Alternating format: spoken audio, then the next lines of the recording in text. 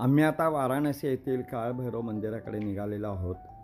वाराणसीमध्ये काळभैरव मंदिर हे अतिशय दाटीवाटीच्या वसाहतीमध्ये असून येथे रस्ते खूप अरुंद आहेत। या रस्त्याने मोटरसायकल जात असतात, तसेच गुरे देखील जात असतात आणि त्या माणसं देखील जात असतात। दोन्ही बाजूला उंचच्या उंच वाडे आणि त्यातून छोटासा अरुंद रस्ता, यामुळे इथे काळभैरवला जाण्यासाठी आपल्याला अगदी लहान लहान छोट्या छोट्या बोळातून जावं लागतं। आणि काळभैरव मंदिर हे वाराणसीमध्ये खूप प्रसिद्ध आहे।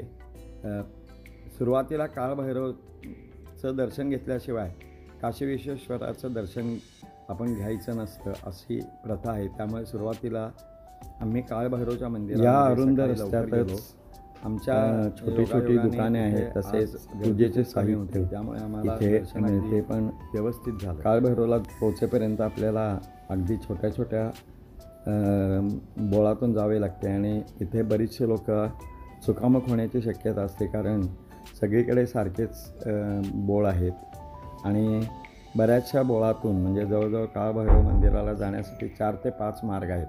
त्यामुळे बऱ्याच लोकांना इथे चुकतात लोक। तर असं हे काळभैरवचं मंदिर वाराणसीमध्ये खूप प्रसिद्ध आहे।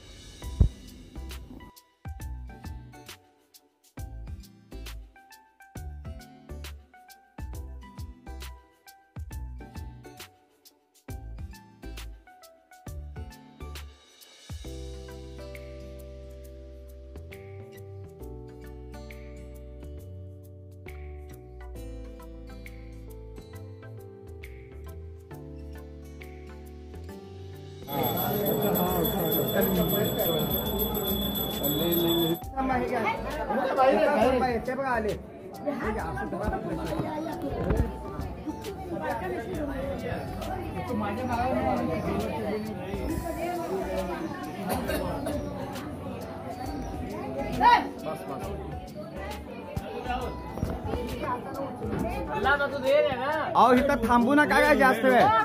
बंद करो, बंद कर लो।